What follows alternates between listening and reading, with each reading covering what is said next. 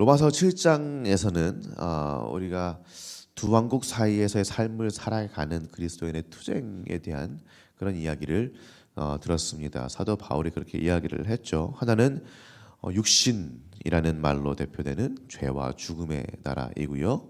다른 하나는 영이라는 말로 대표되는 은혜와 생명의 나라입니다. 육신에 속한 자, 즉 예수 그리스도를 벗어난 자는 죄와 죽음의 시민이 되는 것이고요. 그리고 그 마지막은 당연한 죽음입니다. 그러나 영에 속한 자, 즉 예수 그리스도 안에 있다면 우리는 은혜와 생명의 시민인 것이고, 그리고 그 마지막은 결국 하나님의 품, 그 안일 것입니다. 그렇다면 우리는 육신에 속한 자입니까? 아니면 영에 속한 자입니까? 오늘 말씀을 딱 보면은요, 아마도 로마 교인들이 내 자신의 몸에 대해서 굉장히 고민을 많이 했던 것 같아요. 마지막 때 내 몸은 어떻게 되는 것인가? 내 몸이 그대로 살아나는 것인가? 내 육신은 죽는 것인가? 내 영만 살아나는 것인가? 여러 가지 그런 고민들을 했던 것 같습니다. 그런데 사도 바울이 얘기하잖아요. 우리를 죽은 자 가운데서 살리신 그의 영이 너희 안에 거하시면 그 영으로 말미암아 너희 죽을 몸도 살리시리라. 그렇게 말합니다. 결국 우리의 몸이건 영이건 상관없이 우리가 하나님의 영 안에 속한 자라면 그러면 하나님이 살리실 것이다 라고 약속하는데, 그렇다면 우리는 영에 속한 자인가? 자, 오늘 말씀에서는 그 쭉 읽어보면요, 사도 바울이 얘기하는 것은 이것입니다. 우리 그리스도인이라면 누구든지 분명히 영에 속한 자다. 그리스도의 영에 속한 자다. 은혜와 생명의 나라에 속한 자다라는 것을 사도 바울은 분명하게 얘기해 줍니다.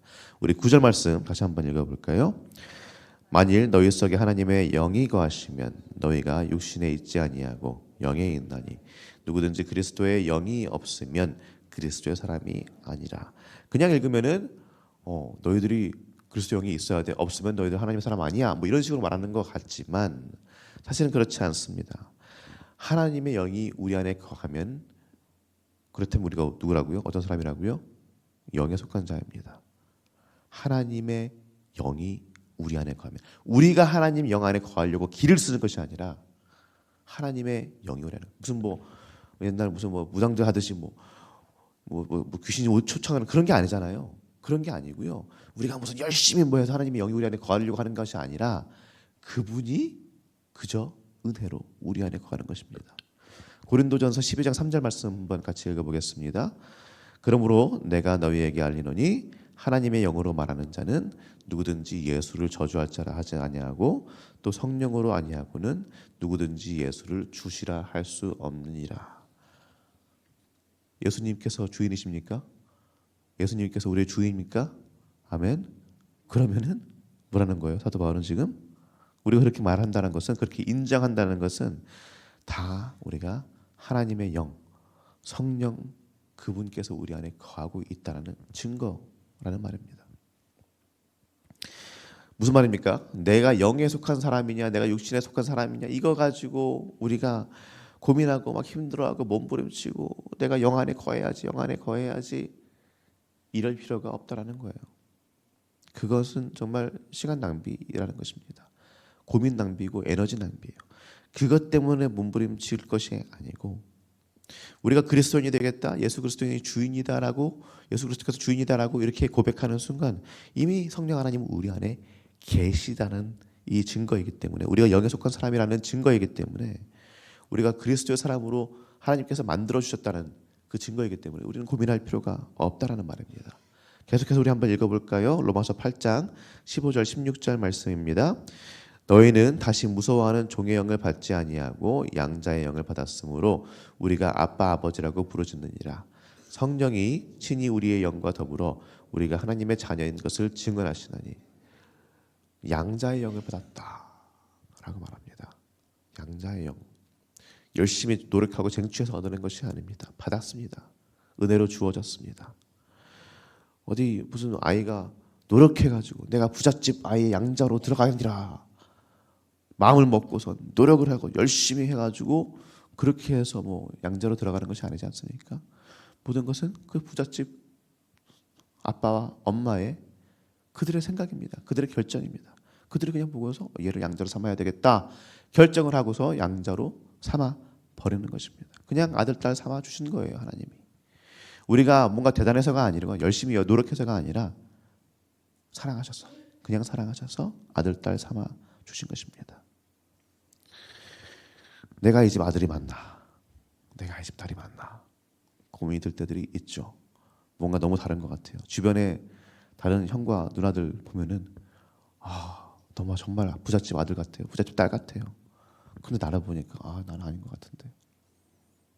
그런데 그런 생각이 들 때마다 내가 정말 그리스도인이 맞나, 내가 영에 속한 사람이 맞나, 그렇게 고민이 들 때마다 아까 읽은 16절 말씀처럼 성령 하나님이 우리가 하나님의 자녀인 것을 증언해 주십니다. 성령께서 증언해 주세요. 맞다. 너희 집 양자 맞다. 양녀 맞다. 너희 집의 자녀 맞다. 하나님이 너희 아버지 맞아. 그렇게 증언해 주십니다. 사랑하는 성도님들, 오늘 이 말씀이 성령님의 증언으로 들리시길 예수님의 이름으로 축원합니다. 우리는 영에 속한 자들입니다. 그러니 내가 육에 속했나? 내가 마지막에 천국 가는 것인가? 그거 가지고 몸부림치지 마십시오. 그럴 필요가 없습니다. 우리가 몸부림쳐야 될 것은 따로 있습니다. 우리 로마서 8장 17절 말씀 함께 읽어보겠습니다. 자녀이면 또한 상속자 곧 하나님의 상속자요 그리스도와 함께한 상속자니 우리가 그와 함께 영광을 받기 위하여 고난도 함께 받아야 할 것이니라. 아멘. 이 새로운 가정에는 법칙이 하나 있죠. 그 법칙이 무엇입니까? 내가 부잣집 아들내미 부잣집 딸내미지만 내 한 몸 잘 먹고 잘 살자고 그렇게 살 수 없어요. 이게 이 집의 가언입니다. 내가 이 집의 아들이고 이 집의 딸이라고 한다면 그렇게 사는 것이 아니에요. 어떻게 살아야 됩니까? 맏형처럼, 예수 그리스도처럼, 십자가에 못 박혀 죽은 그 그리스도처럼 그 고난 가운데 동참하는 것입니다. 나를 위해 사는 것이 아니고요, 자기 희생적 사랑을 가지고 다른 이들을 위해 살아가는 것입니다. 하나님께서 주신, 아버지께서 주신 그 엄청난 재산들, 상속자로서 받게 될 그 엄청난 재산과 그 힘과 그 능력을 나를 위해서 내 한 몸 권사하자고 사용하는 것이 아니고요, 너를 위해서, 다른 이를 위해서 사용하는 것입니다. 그것이 고난의 길이라고 할지라도, 그것이 좁은 문이라고 할지라도 그 길을 묵묵히 걸어가는 것입니다. 우리가 그리스도의 상속자라면, 하나님 상속자라면, 이 집의 양자로서 그렇게 받아들여졌다면 이 삶을 살아내는데 몸부림치는 그런 우리 모두가 되기를 예수님의 이름으로 축원합니다. 내가 구원받았나? 내가 영에 속한 사람인가? 그것 때문에 고민하고 몸부림치지 마시고요, 내가 지금 그리스도인의 삶을 살아내고 있는가? 예수처럼 살고 있는가? 거기에서 몸부림치시고 고민하시고 오늘 하루도 열심히 준비해 보시고 노력해 보시는 우리 성도님들 한 분 한 분 되시기를 예수님의 이름으로 축원합니다. 어렵습니다. 힘듭니다. 안 됩니다. 그렇기 때문에 성령 하나님이 계십니다.